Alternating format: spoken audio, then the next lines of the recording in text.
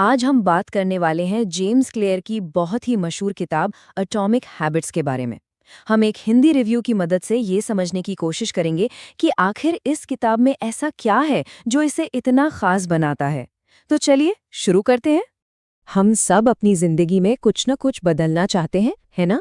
कोई अच्छी आदत डालनी हो या किसी बुरी आदत से छुटकारा पाना हो, पर अक्सर ये काम एक बहुत बड़ी चुनौती जैसा लगता है। खैर, ये किताब इसी मुश्किल सवाल का जवाब देने का दावा करती है। तो चलिए सीधे किताब पर आते हैं। इसे एक प्रैक्टिकल गाइड की तरह देखा जाता है और जिस रिव्यू को हम आज देख रहे हैं उसने भी इसे बहुत ऊंचा दर्जा दिया है। जी हाँ, 5 में से 4.7 स्टार्स। ये शानदार रेटिंग बताती है कि किताब जो वादे करती है उन्हें पूरा करने में काफी हद तक सफल भी रहती है।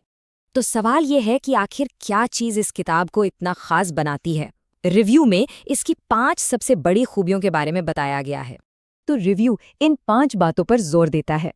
पहली बात, इसका ज्ञान सिर्फ किताबी नहीं बल्कि प्रैक्टिकल है, जिसे आसानी से लागू किया जा सकता है। दूसरी, ये साइंस और साइकोलॉजी पर आधारित है, सिर्फ किसी की राय पर नहीं। तीसरी, इसमें 4 नियमों का एक बिल्कुल साफ साफ सिस्टम दिया गया है। चौथी, ये 1% के नियम से छोटे छोटे सुधारों की जबरदस्त ताकत को समझाती है। और आखिर में इसमें असल जिंदगी के इतने उदाहरण हैं जो इसे बहुत भरोसेमंद बनाते हैं। और यही सबसे ज़रूरी बात है, ये किताब सिर्फ मोटिवेशन वाली बातें नहीं करती। रिव्यू के मुताबिक ये मनोविज्ञान और रिसर्च पर बना एक ठोस सिस्टम है जिस पर हम भरोसा कर सकते हैं। ये 4 नियम इस किताब का कह सकते हैं कि दिल हैं। किसी भी आदत को अपनाना है तो उसे ऑब्वियस यानी एकदम साफ, अट्रैक्टिव यानी आकर्षक, इजी यानी आसान और सैटिस्फाइंग यानी संतोषजनक बनाना ही होगा। और रिव्यू के अनुसार कमाल की बात यह है कि ये नियम इतने असरदार हैं कि इनसे कोई भी आदत बनाई या छोड़ी जा सकती है। अब आते हैं उस आइडिया पर जिसे रिव्यू में लाइफ चेंजिंग यानी जीवन बदलने वाला कहा गया है, छोटी आदतों का बड़ा असर। सिर्फ 1%। किताब का सार यही है कि हर दिन सिर्फ 1% बेहतर बनकर साल के अंत तक कितनी जबरदस्त तरक्की हासिल की जा सकती है। यही इस किताब का सबसे पावरफुल मैसेज है। जैसा कि ये लाइन कहती है, बड़ी कामयाबी कोई लॉटरी नहीं है जो रातों रात लग जाए। ये तो रोज की छोटी छोटी सही आदतों का नतीजा होती है। असली बदलाव धीरे धीरे ही आता है। लेकिन कोई भी चीज़ परफेक्ट नहीं होती और एक अच्छा रिव्यू हमेशा सिक्के के दोनों पहलू दिखाता है। तो खूबियों के साथ साथ रिव्यू में इस किताब की कुछ कमियों का भी जिक्र किया गया है। तो चलिए एक नज़र डालते हैं कि वो कमियां क्या हैं। रिव्यू के मुताबिक कुछ आइडियाज़ अलग अलग चैप्टर्स में दोहराए गए हैं, जिससे पढ़ते हुए थोड़ी बोरियत हो सकती है। किताब की शुरुआत भी थोड़ी धीमी है और जो लोग पहले से ही इस तरह की किताबें पढ़ते आ रहे हैं उन्हें शायद कुछ कॉन्सेप्ट्स बहुत बेसिक लगें। तो इन सब बातों के बाद आखिरी फैसला क्या है और इस किताब से हमें क्या ज़रूरी बातें सीखने को मिलती हैं? देखिए, रिव्यू के हिसाब से ये किताब स्टूडेंट्स, प्रोफेशनल्स और उद्यमियों के लिए तो बहुत ही फायदेमंद है। लेकिन सच कहूं तो ये हर उस इंसान के लिए है जो खुद को बेहतर बनाना चाहता है। और अंतिम निष्कर्ष यही है, इस किताब की असली कीमत इसे सिर्फ पढ़ने में नहीं बल्कि इसकी बातों को अपनी जिंदगी में उतारने में है। असली बदलाव एक्शन लेने से ही आता है। चलिए अब फटाफट कुछ सबसे जरूरी सीखों पर नजर डालते हैं। पहली और सबसे अहम, मोटिवेशन तो आता जाता रहता है लेकिन एक अच्छा सिस्टम हमेशा काम करता है। दूसरी सीख है 2 मिनट का नियम। ये बहुत ही कमाल का आइडिया है। कोई भी नई आदत शुरू करनी है तो उसे इतना छोटा कर दो कि वो 2 मिनट के अंदर हो जाए। जैसे रोज 1 घंटा किताब पढ़नी है, ये लक्ष्य नहीं रखना बल्कि लक्ष्य रखो सिर्फ 1 पेज पढ़ना है। इससे होता क्या है, शुरू करने का जो आलस है ना वो खत्म हो जाता है और एक बार शुरू कर दिया तो फिर मोमेंटम बन ही जाता है। तीसरी जरूरी सीख, हमारा माहौल हमारी आदतों पे बहुत गहरा असर डालता है। अगर अच्छी आदतें डालनी हैं तो अपने आसपास का माहौल भी वैसा ही बनाना होगा जो उन आदतों को सपोर्ट करे। और आखिर में सबसे गहरी सीख, असली बदलाव तब आता है जब हम अपनी पहचान बदलते हैं। मतलब लक्ष्य ये नहीं होना चाहिए कि मुझे रोज दौड़ना है जो एक काम है, बल्कि ये विश्वास होना चाहिए कि मैं एक रनर हूँ जो कि एक पहचान है। जब आदतें हमारी पहचान का हिस्सा बन जाती हैं तो बदलाव अपने आप और लंबे समय तक टिकता है। तो अब सवाल ये उठता है कि आज वो एक छोटा सा 1% का सुधार क्या होगा जिसे हम अपनी जिंदगी में ला सकते हैं। देखिए, इसका जो मूल आइडिया है ना, वो बहुत ही सरल है लेकिन उतना ही पावरफुल। ये किताब बताती है कि कैसे रोज के छोटे छोटे मामूली से लगने वाले बदलाव मिलकर आगे चलकर कमाल के नतीजे दे सकते हैं। तो चलिए इस दिलचस्प सफर को शुरू करते हैं। अच्छा, कभी ऐसा हुआ है कि नए साल पर बड़े जोर शोर से कुछ करने का फैसला किया, पर कुछ ही हफ्तों में सारा जोश ठंडा पड़ गया? चाहे वो जिम जाना हो, रोज पढ़ाई करनी हो या कोई नई स्किल सीखनी हो। शुरुआत तो धमाकेदार होती है, पर नतीजा वही ढाक के 3 बात। हम सब इस चीज से गुजरे हैं, है ना? पर सवाल यह है कि आखिर ऐसा होता क्यों है? देखिए, सबसे पहले तो ये समझना जरूरी है कि अगर कोई आदत बन नहीं पा रही तो ये हमारी कमी नहीं है। प्रॉब्लम हमारे तरीके में है। असल में हम सफलता और आदतें कैसे काम करती हैं, इसी को गलत समझ रहे हैं। हमारी सबसे आम गलती पता है क्या है? हम बहुत बड़े बड़े लक्ष्य बना लेते हैं। मुझे 30 किलो वजन कम करना, या मैं इस साल 50 किताबें पढ़ूंगा। सुनने में तो ये बहुत अच्छा लगता है, पर ये एक बहुत ऊंचे पहाड़ पर चढ़ने जैसा है। मंजिल इतनी दूर लगती है ना कि पहला कदम उठाने से पहले ही हम थक जाते हैं, और जब तुरंत कोई रिजल्ट नहीं दिखता तो सारी हिम्मत जवाब दे जाती है। और यहीं पर एक बहुत ही दिलचस्प कॉन्सेप्ट आता है, प्लेटो ऑफ लेटेंट पोटेंशियल। इसका सीधा सा मतलब है एक ऐसा दौर जब हम मेहनत तो कर रहे होते हैं, अंदर ही अंदर सुधार भी हो रहा होता है, पर वो बाहर से नजर नहीं आता। बिल्कुल वैसे जैसे बर्फ 0 डिग्री पर पहुंचने तक पिघलती हुई नहीं दिखती। और इसी स्टेज पर पहुंचकर ज्यादातर लोग ये सोचकर कोशिश करना छोड़ देते हैं कि भाई हमारी मेहनत तो बेकार जा रही है। तो फिर इसका हल क्या है?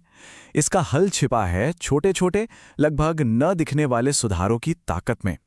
चलिए देखते हैं कि ये 1% का जादू आखिर है क्या।